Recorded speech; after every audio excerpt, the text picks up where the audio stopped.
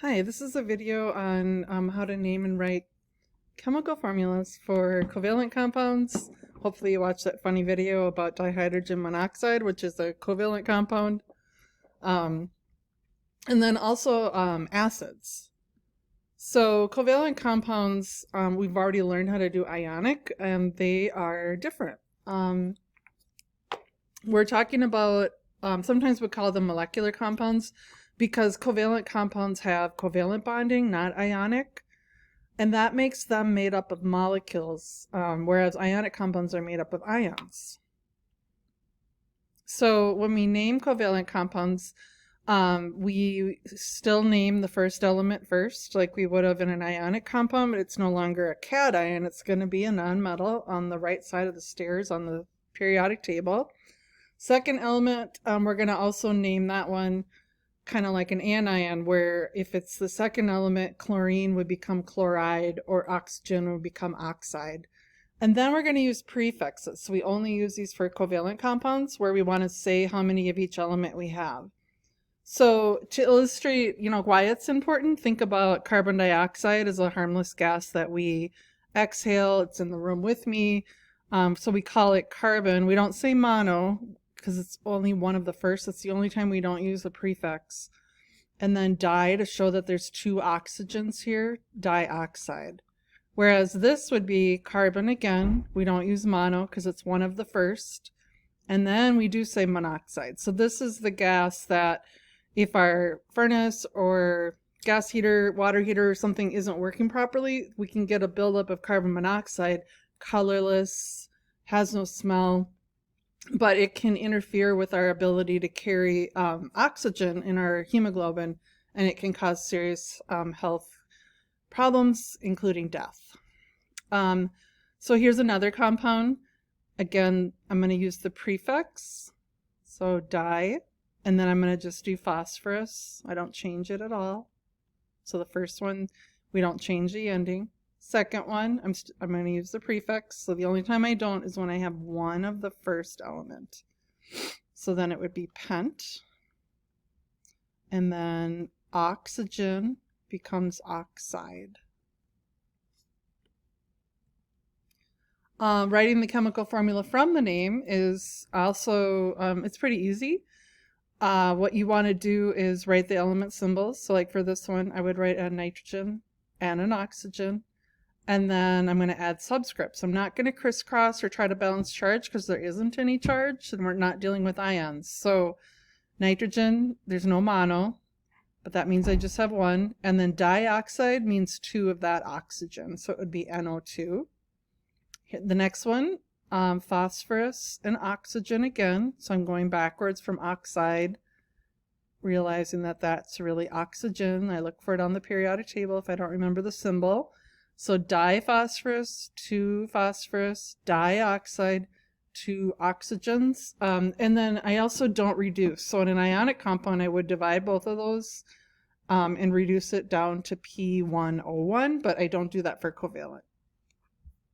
And let me do that last one with you.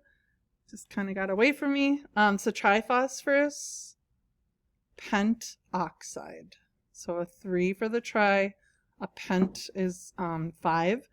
So these are the prefixes that you're going to be using to show how many of each type of nonmetal you have in the covalent compound. Now we're going to talk about acids. We'll have a unit, or it's actually like 2 chapters of a really pretty big unit on acids and bases. But for now, since we're doing naming, we cover this. So an acid is a covalent or molecular compound, but we don't use the naming system that I just taught you. And then how do I recognize that this is an acid? It's always, for us right now, I'm going to keep it simplistic. If something starts with an H, then we're going to assume it's an acid. So the first thing I'm going to talk to you about are binary acids. Bi means 2, so just 2 elements. So you know it's going to be hydrogen in another element. It doesn't matter how many of each you have. It's just that you have always that hydrogen because it's an acid, and then some other nonmetal. So binary are the simplest. So when I name them, so when I have a binary acid, I use this system where I use the prefix hydro, and then I put the anion, the second, well, it's not really, I'm kind of an anion, the second nonmetal into that blank, and then ic acid. So what I mean by that is like HCl would be hydro, and then chlor for chlorine, ic acid. This one would be hydro, and then this is bromine, so it would be bromic acid. Having more than one hydrogen doesn't change this naming system. So this would be hydro sulfuric acid. This here, again, the 3 doesn't matter. Hydro phosphoric acid. And if you're not sure like where to do the cut, and sometimes it's like we're adding kind of a syllable in there, don't worry, you're going to get better with time. I would really just look for the hydro, the sulf, the ic, and then in here I know it's kind of weird. So you'll get better at that. Another type of acid is called an oxyacid. It contains oxygen. And these are going to always have a polyatomic ion in them. I like to call polyatomic ions polys because it's easier, quicker.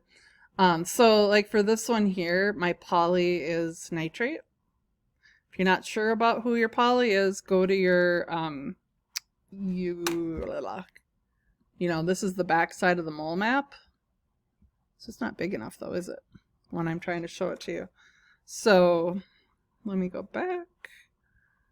So NO3 is on here. It's nitrate right here. And then the other example I have is SO4, which is down here, sulfate.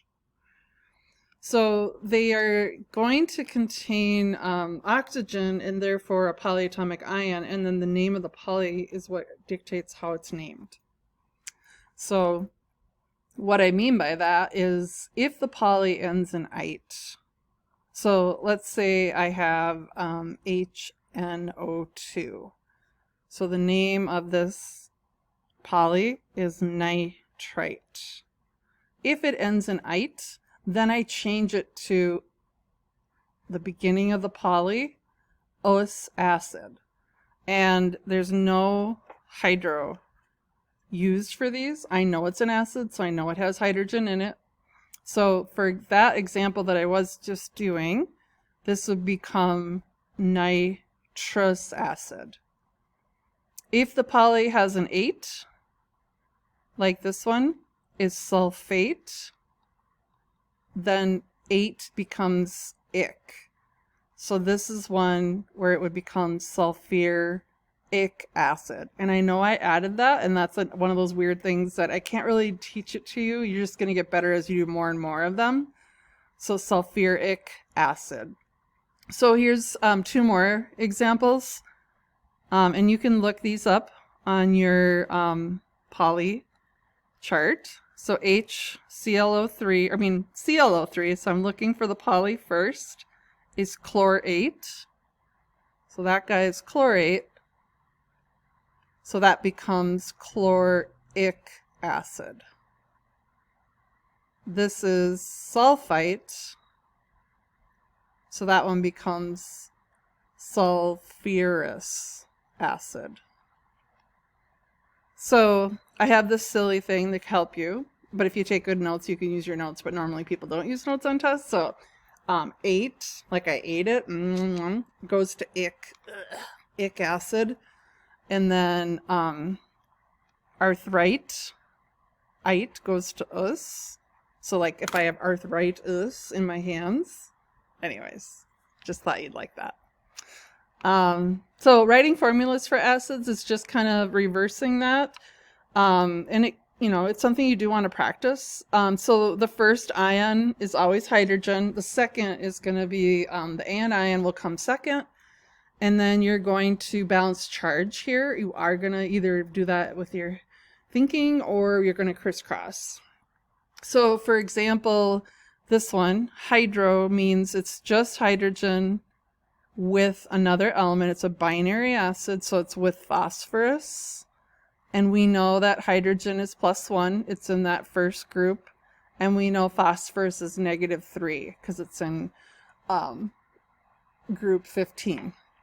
So to balance charge, and you can crisscross if you want, or just realize that I would need to have 3 positive hydrogens for every 1 phosphorus. So it'd be H3P.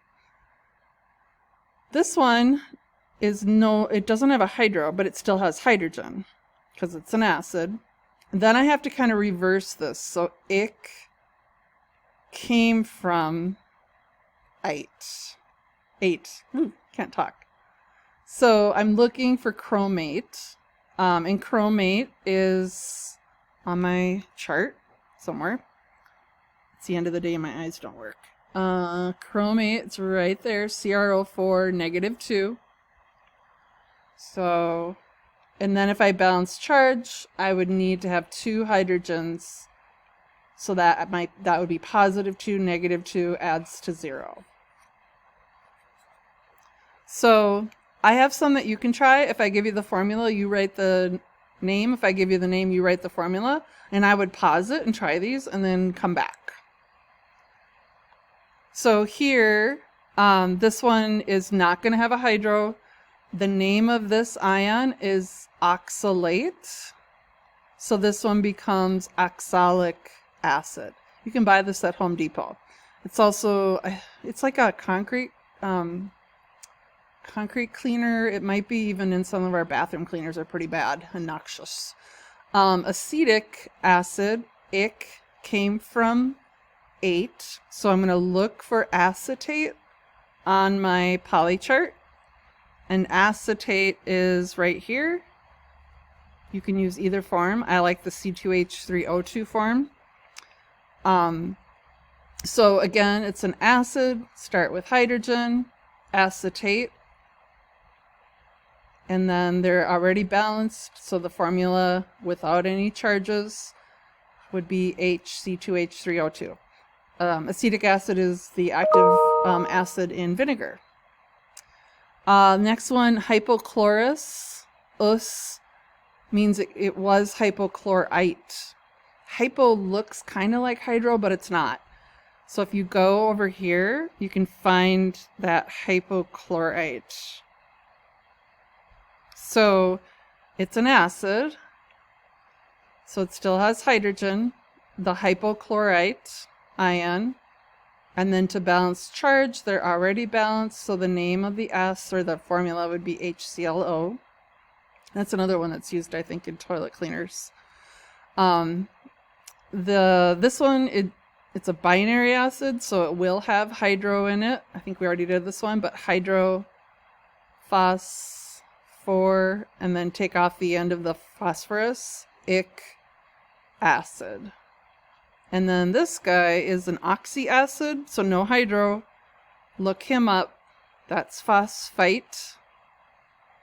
And then ite, remember arthrite, us. So it's going to become phosphorus acid. So I hope that helps. You'll want to practice, and it'll be fun.